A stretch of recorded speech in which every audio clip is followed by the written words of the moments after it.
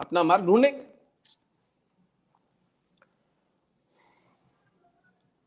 ये देखिए उदयपुर का समाचार आ गया, नफीसा को सस्पेंड कर दिया गया वाह, स्कूल द्वारा। उदयपुर है ना, मेवाड़ की भूमि है।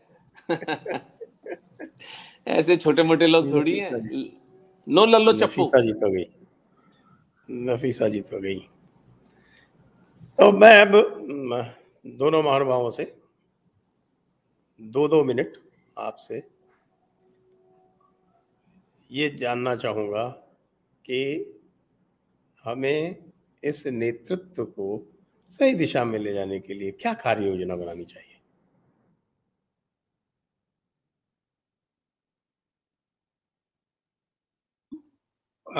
मैं बोलूं? जी हाँ, आप पहले आप। मैंने तो एक कार्य योजना बहुत पहले एक बनाई थी, उसको सब सर्कुलेट करता रहता हूं, लेकिन हो नहीं रहा है वो। एक तो मेरे विचार से सारे हिंदू समाज को और हिंदू नेतृत्व को, हम सब लोग जितने लोग हैं और जो प्रबुद्ध लोग जो हमारे बीच हैं, जिनका बड़ा स्पष्ट दृष्टिकोण है और समझ है हर चीज की। अगर हम देश के हिंदू पुनर्जागरण या राष्ट्र के पुनर्जागरण की बात कर रहे हैं या नवनिर्माण की बात कर रहे हैं, तो उसके बारे में बड़ी स्पष्ट और बहुत ही गहरी समझ है। और मुझे लगता है कि जो इस समय भाजपा का नेतृत्व है, उससे ज्यादा बेहतर गहरी समझ है। तो ये सारे लोग मिलके एक हिंदू घोषणा पत्र, एक मैनिफेस्टो तैयार करें, जो एक आधार हो जाएगा। उसको सर्कुलेट करके सब लोग जो हैं उसके आधार पे आगे के आंदोलन को बढ़ा सकते हैं। और दूसरा यह है कि हिंदुओं को सड़क पर उतरना पड़ेगा। एक बार ये करना बहुत आवश्यक है, उसके बिना काम नहीं होने वाला है। मैंने देखा है, मैं कई आंदोलनों से बचपन से जुड़ा रहा हूं। मैं जेपी आंदोलन से जुड़ा हुआ था जब मैं कक्षा 12 में पढ़ता था उदय प्रताप कॉलेज में। असल में बनारस में तो जो जेपी मूवमेंट था उसका आधार ही उदय प्रताप कॉलेज था।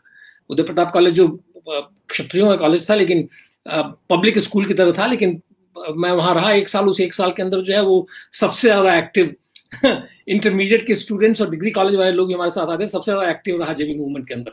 तो मैंने देखा है कि मूवमेंट कैसे खड़े होते हैं। इसके लिए ऐसा जरूरी नहीं है कि हमेशा फंड ही चाहिए, उसके लिए मूल आधार और विचार चाहिए। इसके बाद अगर मान लीजिए वो आधार और विचार अगर तैयार हो गया, उसको लेके हम हर जगह मिलें, बात करें, चर्चा करें, भाषण दें कॉलेजेस में, कैंपसेस में, हर जगह, और एक फोर्स ऐसी खड़ी हो जो आए और दिल्ली को घेरे। बिना उसके काम नहीं होने वाला। एक बार इन लोगों को एहसास हो जाना चाहिए कि असंतोष लोगों के मन में जो लोगों को मन में जो असंतोष है वो बहुत ही तीव्र है। ये बात अलग है कि हम भी स्ट्रेटेजिकली सोचते हैं, रणनीति हमारी भी है, हिंदू भी, और हम सारे लोग एक रणनीति लेके चलते हैं। हमें पता है कि हमारे लिए क्या भला है क्या बुरा है। हम जो है कोई चीज जो है जो कहा जाता है कि बच्चे को बाथटब के साथ उठा के नहीं हम फेंकने वाले हैं, इतने मूर्ख भी हम नहीं हैं। लेकिन फिर भी इनकी समझ में ये आएगा कि एक दूसरा पॉइंट ऑफ व्यू है जो इनके काम करने का और सोचने का तरीका है, उससे बेहतर ज्यादा कॉम्पिटेंट लोग कुछ विचार लेके आ रहे हैं, उन विचारों का उपयोग ये करें। हम उनकी जगह तो नहीं लेना चाहते ना, हम तो ये कह रहे हैं कि इन विचारों का उपयोग करिए, आगे बढ़िए, हम आपके साथ खड़े हैं। यहां मैंने देखा, आप देख लीजिए कि कभी भी डिफेंड करना होता है बीजेपी को, ये बीजेपी के आईटी सेल वाले नहीं डिफेंड कर पाते। उनको डिफेंड करने के लिए आप लोगों को आना पड़ता है। उनको डिफेंड करने के लिए नूपुर जी शर्मा आती हैं, उनको डिफेंड करने के लिए ओपन इंडिया आता है, उनको डिफेंड करने के लिए स्वराज्य आती है। वो सारे लोग डिफेंड करते हैं, बड़ा इफेक्टिवली डिफेंड करते हैं। डिफेंड कौन करता है? ये लोग डिफेंड कर सकते हैं क्या?